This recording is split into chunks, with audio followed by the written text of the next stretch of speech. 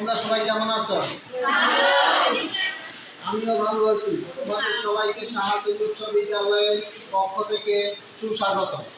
শিক্ষার্থীবৃন্দ, আজকে আমাদের বিষয় ডিজিটাল প্রযুক্তির। আজকে আমাদের অভিজ্ঞতা হলো তথ্যের যাচাই অভিযান এবং সেশন 5। সেশন 5 হলো স্প্রেডশিটে গণনার জাদু। শিক্ষার্থীবৃন্দ, আজকে আমরা কিভাবে ফর্মুলা বার এবং এই যে কয়েকটা টুল নিয়ে আমরা কিভাবে ভাগ গুণ করবো এবং কয়েকটা টুলের একটু পরিস্থিতি একটু দেখাবো, ঠিক না? তাহলে আসো আমরা আজকে একটু দেখি। না, এখানে দেখো একটা ফর্মুলা তৈরি করা আছে অ্যাটেন্ডেন্স শিটে এবং ক্লাস 6 এবং আছে ক্লাস 7 এ, ঠিক নেই?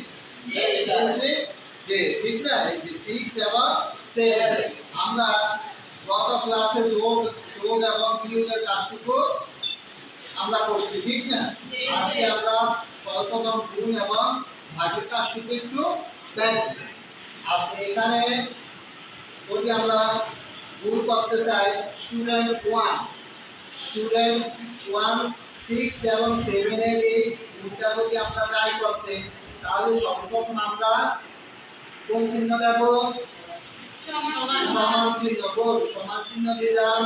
তারপরে স্টুডেন্ট 1 হলো 102 এটা আছে B2 সেল, ঠিক নেই? B2 সেল আমরা গুণ চিহ্নের জন্য আমরা কোন সিম্বলটা আমরা ব্যবহার করব? স্টার। আর 104 হচ্ছে D2।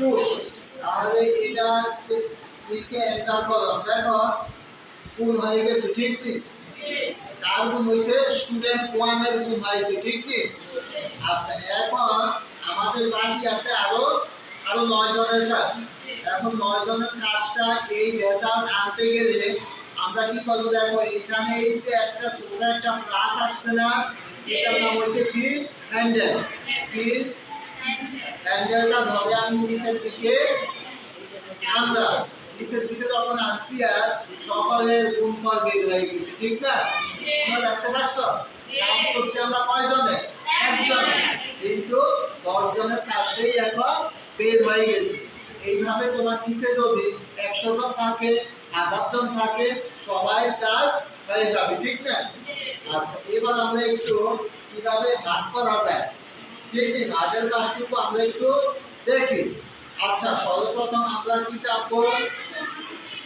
সমান চিহ্ন, ঠিক নেই? সমান চিহ্ন আমরা এই যে 102 কে 102 ঘরে আছে B2 সেলে, 102 কে আমি 104 দ্বারা ভাগ করব। 104 এর চেয়ে হলো আমার, আচ্ছা 102 আমার ভাগের সিম্বল বসাইতে হবে, ঠিক না? ভাগ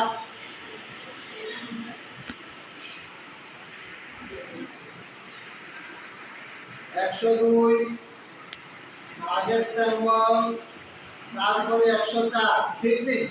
একটা এই যে ভাগ হয়ে গেছে। এখান থেকে আমি এই যে পেজে নিয়ে আসছি, পেজ হ্যান্ডেল ধরে এই যে প্রত্যেক জনের ভাগ হয়ে গেছে।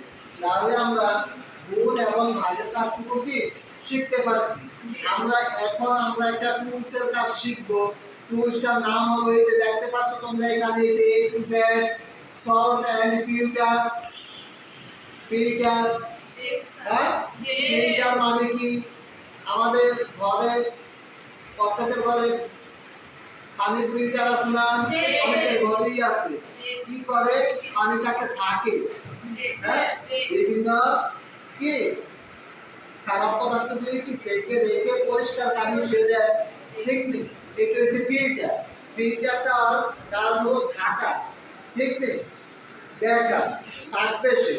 আচ্ছা, এখন যদি আমি হিসাব করতে চাই যে ক্লাস 6 এর সবচেয়ে বেশি অ্যাটেন্ডেন্সি কার?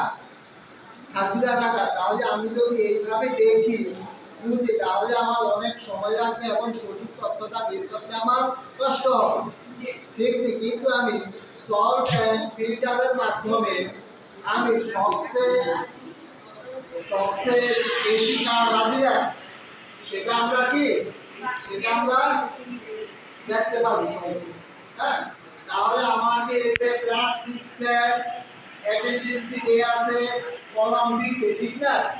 আমি এই জায়গাটা কি করব সিলেক্ট করব, ঠিক নেই? সিলেক্ট করছি আর একটা লাইন করে গেছে না? সিলেক্ট যখন করছি, সিলেক্ট করার পর এখানে যে শর্ট এন্ড ফিল্টার এখানে আমি ক্লিক করব। ক্লিক করছি আর আসছে দেখো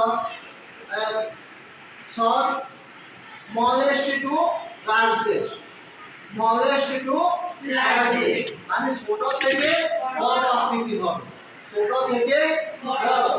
আরেকটা হচ্ছে যে শর্ট লার্জেস্ট টু স্মলেস্ট, বড় থেকে ছোট। আমি যদি কারা আসছে বেশি তোমার ধরো দিলাম লার্জেস্ট টু স্মলেস্ট, এখানে ক্লিক করার সাথে আসছে এক্সপেন্ড দা চেশা, এক্সপেন্ড দা চেশা।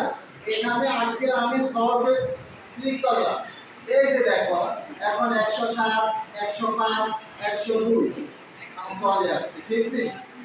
দেখতে পাচ্ছ? তাহলে সর্বোচ্চ কে বেশি আসছে এই যে স্টুডেন্ট 7, স্টুডেন্ট 7 আসছে কি বেশি, ঠিক নেই? তাহলে আমরা এই পার্ট থেকে আমরা আজকে শিখতে পারছি কি গুণের কাজ, আমি শিখতে পারছি ভাগের কাজ এবং একটা অপশনের কাজ শিখতে পারছি, সর্ট মানে টুলসের কাজ, সর্ট এন্ড ফিল্টারের কাজ, ঠিক নেই? তাহলে তোমরা তো এই কাজটুকু তখন সুন্দরভাবে করতে পারবে না? আচ্ছা ঠিক আছে, তাহলে শিক্ষার্থীবৃন্দ তোমাদের সবাইকে অসংখ্য ধন্যবাদ।